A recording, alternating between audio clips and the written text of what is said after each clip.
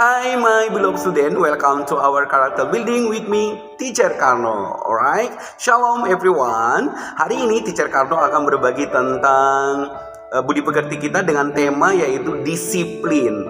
Tahu nggak kamu anak-anak, disiplin itu adalah peraturan, di mana peraturan itu untuk menuntun kita supaya hidup dengan norma-norma atau peraturan dan tata tertib yang telah ditentukan tentunya. Misalnya kalau kita dikatakan disiplin di sekolah, berarti ada pun yang menjadi tujuan disiplin di sekolah itu yaitu untuk memelihara perilaku siswa agar tidak menyimpang dan dapat mendorong siswa untuk berperilaku sesuai dengan norma, peraturan dan tata tertib yang tentunya telah ditetapkan oleh sekolah. Nah, bagaimana contohnya? Contoh hidup disiplin di sekolah. Contohnya yang pertama itu masuk sekolah tepat waktu, berbaris dengan tertib, berseragam sesuai dengan ketentuan sekolah, menaati tata tertib sekolah, mendengarkan guru saat belajar sedang berlangsung, beribadah pada tepat waktu, tidak terlambat saat masuk ke dalam kelas. Bila keluar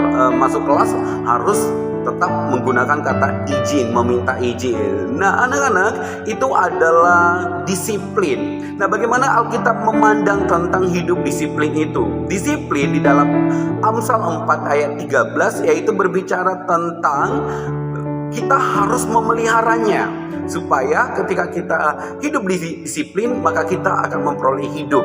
Nah, teacher akan bacakan, dengarkan baik-baik. Amsal 4 ayat 13 berkata, berpeganglah pada didikan, ya ini disiplin. Berpeganglah pada didikan, jangan melepaskan setiap ajaran atau disiplin yang telah disampaikan kepadamu. Kemudian pelihara disiplin itu, karena apa? Dialah hidupmu. Jadi berpeganglah pada didikan, janganlah melepaskannya, peliharalah dia, karena dialah hidupmu. Jadi disiplin itu adalah hidup kita. Jadi segala sesuatu yang kita lakukan, kalau kita hidup disiplin, hidup teratur, tentunya kita akan memperoleh hidup yang baik.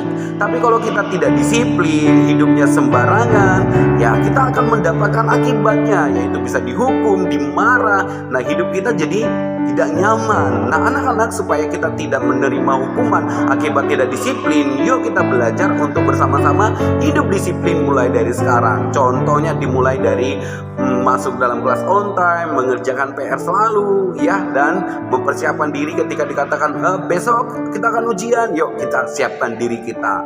Nah, anak-anak, sampai di sini budi pekerti yang boleh teacher bagikan. Jangan lupa, mari bersama dengan Teacher Karno kita belajar hidup disiplin. Tuhan Yesus memberkatimu. God bless you all. See you and bye.